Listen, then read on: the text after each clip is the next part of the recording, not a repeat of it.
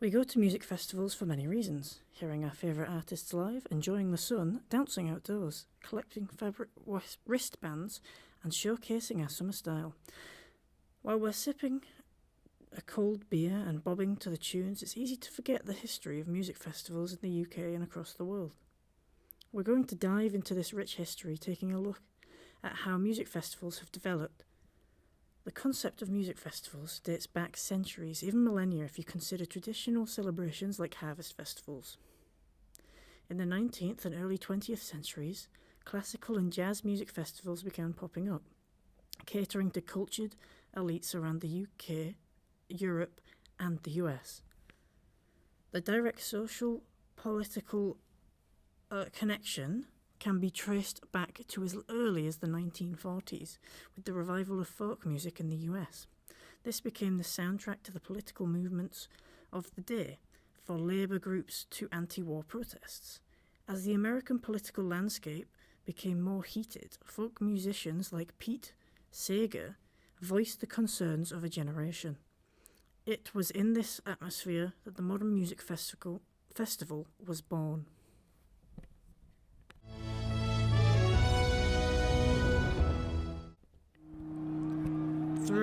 Thought to be the oldest popular music festival still in existence, the Reading Festival first surfaced in 1961 as the National Jazz and Blues Festival. Tickets were offered for as little as £2 for huge acts like The Jam, Sham 69 and Penetration. The festival was originally held at Richmond Athletic Ground, but changed both its name and location several times, finally settling down in Richmond Avenue in 1971. The event's popularity increased rapidly, eventually forcing organiser Festival Republic to open a sister site at Temple Newson in Leeds in 1999, later moving to Brown Park in 2002. In 1998, the festival's name was changed to the Reading and Leeds Carling Weekend for promotional reasons, but the sponsor was finally dropped in 2007. Today, the Reading and Leeds festivals take place simultaneously over the August Bank Holiday weekend, sharing the same bill across two sites. In 2012, capacity at Leeds was increased to 80,000, set to reach 90,000 by 2014, to bring it in line with its southern counterpart. On the bill in 2012 were Green Day, who played a runaway secret gig at Reading, as well as The Cure, Caspian and Foo Fighters. Sleep,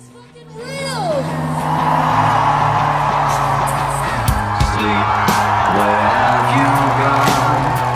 We count the hours while we wait for the sun, and I don't sleep in the nighttime now, and all my dreams have all gone to ground. Light of stars in the sky, light of moon and the tide, like a smile in the night. When I say you will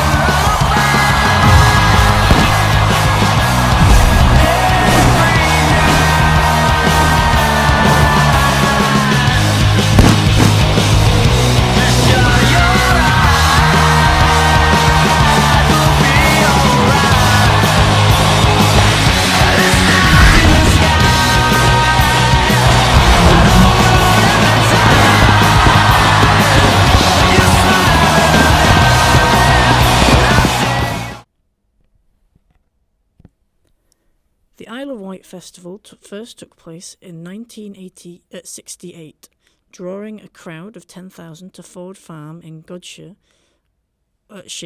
with headline acts such as Jefferson Airplane, Pretty Things and Arthur Brown. One of the most famous early music festivals in the UK, this was the Woodstock of Europe.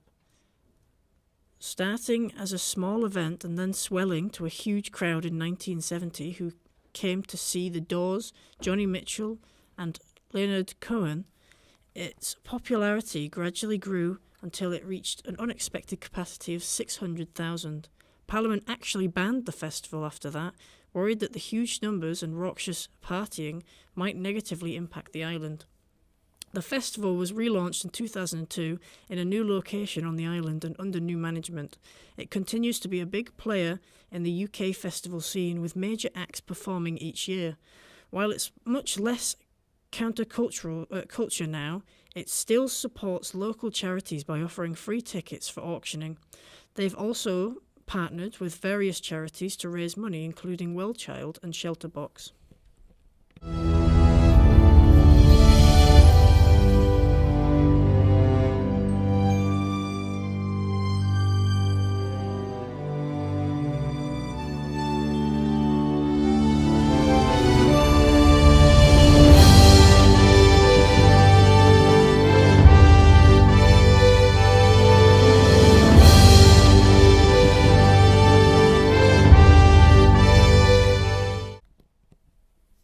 The first Woodstock Festival took place in upstate New York, giving music festivals global recognition.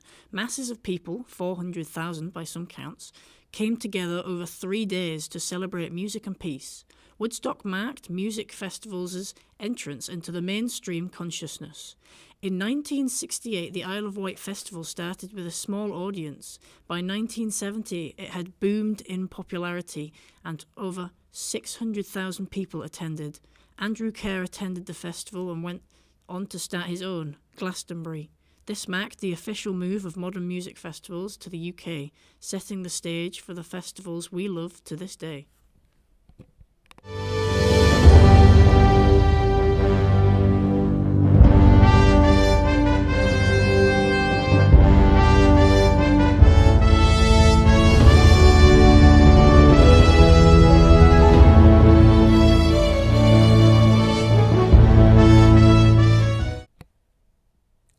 The world's most famous modern music festival, Woodstock, was first held at Max Yerg's dairy farm in Bethel, New York, in 1969. Billed as 3 days of love and peace, the event attracted some of the biggest artists of the day. The event featured 32 acts, including The Grateful Dead, Canned Heat, The Who, Jimi Hendrix, and Janis Joplin. Although organisers planned around 50,000 people, around 200,000 tickets were sold, and more than 500,000 party people showed up to the 60-acre farm. They were then forced to remove the fence and make the event into a free concert. Although there were no reported incidents of violence, concerned locals from the agricultural town protested against the festival with signs with slogans such as "Stop Max's Hippie Music Festival" and "Buy No Milk." Governor Nelson Rockefeller was also worryingly close to sending thousands of troops to the area to dispel the unrest. Despite the opposition, Woodstock, encapsulated in the 1970 documentary of the same name, was a roaring success and universally viewed as a pivotal moment in rock and roll history. A plaque commemorating the monumental festival was erected at the same site in 1984, and the original field and stage area, preserved in their rural setting, are still visited by music lovers of all generations. As the most famous music festival of all time, it's left as a legacy that captures the free love spirit of the decade.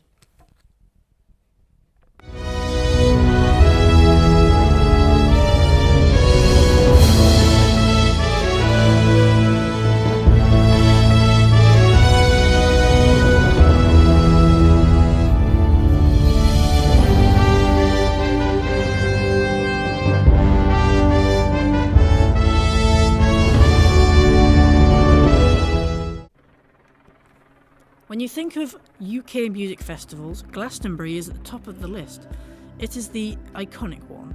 As revered today as it was when it first started decades ago, originally called Pilton Festival, the first event drew a crowd of 1,500 people who paid £1 for a ticket and got free milk as a perk.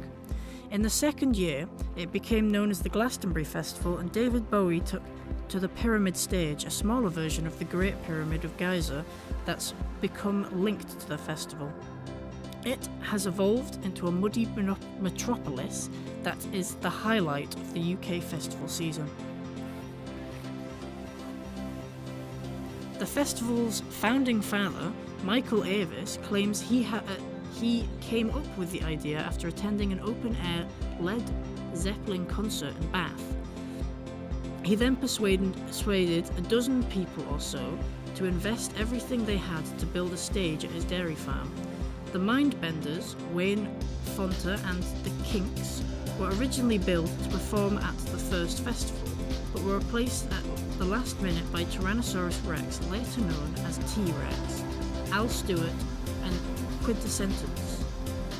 The event took place almost every year during the 1970s, growing in size each time, often due to the large amount of gate crashes.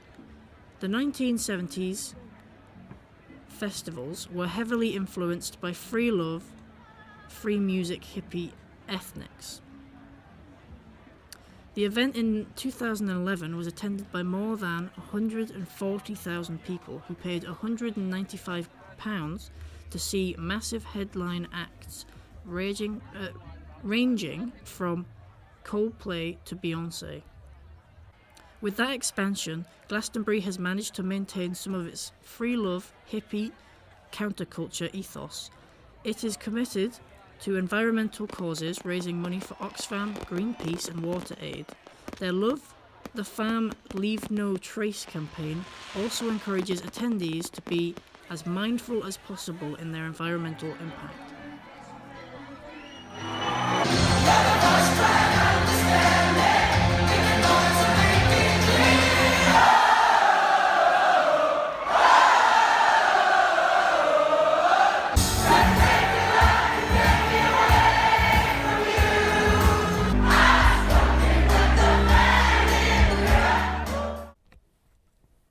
Held in the desert setting of California's Coachella Valley, the first Coachella Music Festival took place in 1999, with a lineup that included Beck, Jurassic 5, and Rage Against the Machine. The original event attracted about 10,000 people across 2 days.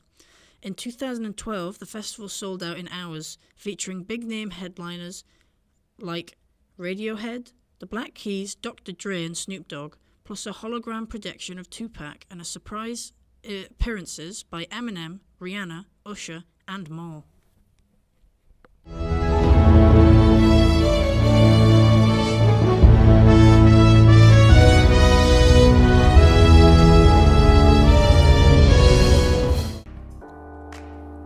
Where else on the UK festival circuit can you find mermaids, unicorns, yurts, DJs, dance battles, glitter and rave music all in one? The Hippie Festival in Cambridgeshire Woods isn't actually a festival at all. Its founder, Freddie Fellows, likes to describe it as a party where everyone is a participant. Started in 2004 as an alternative to mainstream music festivals, it has grown from 500 guests on a patch of his dad's farm to the resounding success it is today. Secret Garden Party 2012 will be the last festival bringing an end to an era. As they've grown, Secret Garden Party have stayed committed to their ethos of their early days with no corporate sponsorship or high-profile celeb guests. While it's not explicitly political, SGP embraces a mantra of inclusivity, independence, peace and love. This seeps into every aspect of the festival, from the fancy dress to the diverse mix of bands. They also are a proud supporter of CALM, the Campaign Against Living Miserably, a suicide prevention charity focusing on male mental health. Have you ever been to a music festival? Yes, the Blue Man's concert. No, I haven't. What are your thoughts on music festivals? I find it quite fun to go to and meet up with your friends and meet new people and listen to your favourite types of artists. Music festivals, to me, are a good way for people who enjoy music to meet up and meet new people and be integrated with others. What makes music festivals what they are? I feel it's the people, because you get loads of different people from around the world coming to this one place to all listen to the same music or different type of genres and just have a lot of fun. Music festivals, I feel, are a large gathering, and that's what makes them so popular. So many people love going to music festivals because it's a large crowd of people. There's loads of different music types. There's alcohol. There's just time to party. It's a large area for loads of people to party. Do you want to go to a music festival in the future? I would love to go to a music festival in the future. Personally, I would like to go to a music festival. I'm not a big fan of music, and I don't have a massive music taste, but I feel that if I went with the right people, I'd enjoy it. How do you think music festivals have changed? I feel over time it's changed because it was quite small and like not a lot of people would know about them, and then suddenly it grew more popular and people from all around the world would come. Music festivals have changed a lot over the years because originally it started with hippies, and it was just a big gathering of hippies, and it was just one genre of a large genre of music, and then it changed to one specific genre of music, and loads of people of that specific type would go to the music festival, and now again it is spread out to loads of different types of music. Do you think music festivals have changed for good or for worse? I feel like, for my side, I think the whole entire setup of music festivals have got better. The security and like the other extra entertainments around, not just the music festival, but also the ones around the entertainment around them. I feel that music festivals have changed for the better because basically what it used to be a large area where people would just listen to the music they like.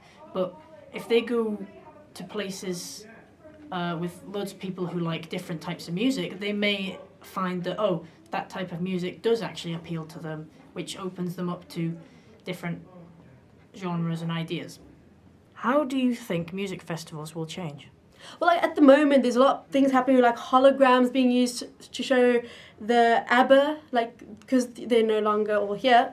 There's a music festival for ABBA, but using holograms. I think there'll be a lot more new and cool technology being used in the future.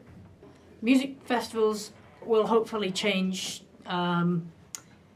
to become more popular and more worldwide rather than specifically in the UK or in the USA.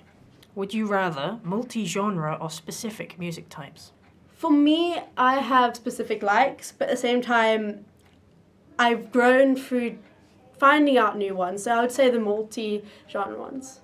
As I said earlier in another question, I feel that multi-genre festivals would be better because it hits a larger range of people, which means there's more people of different types. You can meet people that you would never choose to meet in the first place. Did you know that most music festivals are set up in muddy fields? Yes, I do know. I've seen a lot of my friends go back home with complete mud all over them. Yes, I did. Would you still go if there were weather warnings of rain? See, I wouldn't find it fun to go and stand for hours and listen to your music, but it completely wet. So I'd rather have decide to go on a sunny day. As long as I had a waterproof tent, I'd be fine. But if I didn't have a waterproof tent or I didn't have a hotel to stay, I wouldn't go. If you were to go, would you go alone or with friends? Definitely with friends. I think then it's much more of a fun atmosphere. I would definitely go with a group of friends because I again, don't really like music too much myself, and I'm not really a person to go somewhere by myself. I'm better in a crowd. I'm kind of to myself. More and more festivals are reconnecting with their activists and social political roots, balancing the commercial with the communal. Major festivals are starting charity partnerships, and new smaller festivals are embracing political or social ideas. Yoga, wellness, and family-friendly zones are being integrated into music festivals, with the trend showing no signs of slowing down. So this summer, as you collect your festival wristbands and soak up the sun or rain, remember you're participating in a ritual with a history much older than you. Social movements made these music festivals and that history. This is a big reason why they continue to be so popular today. Whether you're just going for the music or you love the history, have an amazing time.